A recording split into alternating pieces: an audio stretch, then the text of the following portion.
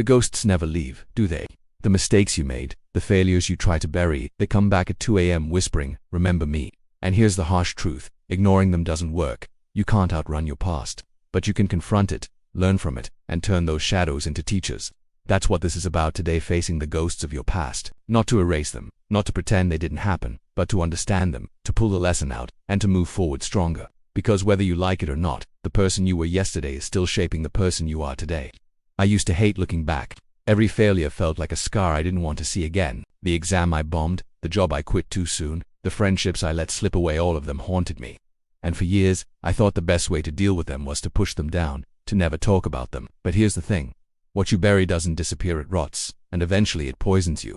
Ever notice how regret shows up at the worst times? You're about to take a risk, and suddenly your brain throws a slideshow of every time you messed up. That's not random. That's your past trying to protect you, but in reality, it's keeping you stuck. So how do you deal with it? You face it head on.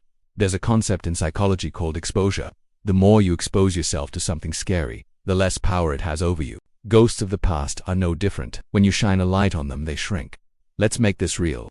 Think of the last time you failed at something. Maybe it was a business idea, a test, a relationship. The failure itself isn't the real ghost. The ghost is the meaning you attach to it. I failed turns into I'm a failure. That's the haunting. But if you stop, rewind, and ask, what did this teach me? Suddenly the ghost becomes a guide. That relationship taught you how to set boundaries. That exam taught you where you needed to study harder. That failed business taught you what not to do next time. The ghosts stop haunting you when you turn them into mentors. But here's the challenge. Most people don't want to look. They'd rather distract themselves, scroll, binge, hustle harder, anything to avoid that confrontation. But the longer you run, the louder the ghosts get. I remember one night, staring at the ceiling, every regret pounding in my head. Every time I quit too soon, every time I didn't speak up, every time I chose fear over action.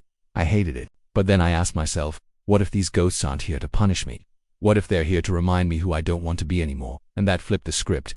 Because suddenly, my past failures weren't chains, they were warnings. They weren't there to drag me back, they were there to push me forward. Here is a wild thought. Maybe the ghosts only haunt you because you haven't given them a job yet. Instead of being ashamed of your past self, start a conversation with them, literally. Picture that younger version of you, the one who messed up, the one who failed. Instead of yelling at them, ask them, what were you trying to do? What were you scared of? What did you teach me? Do this, and you'll find out something powerful. Your past self wasn't evil. They were just doing their best with what they knew at the time, and they left you lessons you wouldn't have learned otherwise. Now, let's dig deeper. Why do failures hurt so much in the first place? Science has an answer. Studies show that our brains process social rejection and failure the same way they process physical pain. That's why it stings. That's why you remember it years later. But pain is also a teacher. If you touch a hot stove, you learn not to do it again.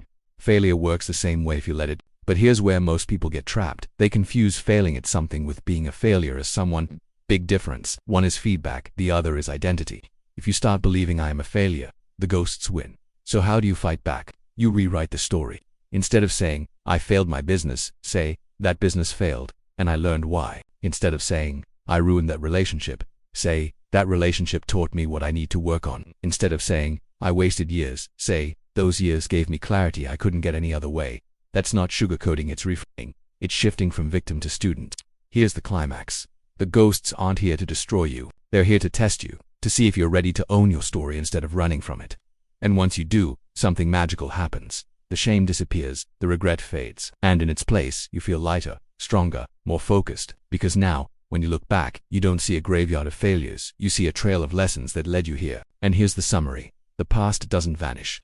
The ghosts don't stop existing, but you can change their role in your life. They can either chain you to who you were, or they can coach you into who you're becoming. The choice is yours. So the next time regret whispers in your ear, don't run, don't hide. Look it in the eye and say, thanks for the lesson. Now watch me move forward. And if you're ready to see how moving forward actually compounds into something unstoppable, watch the next episode. That's where everything you've learned starts stacking into real change.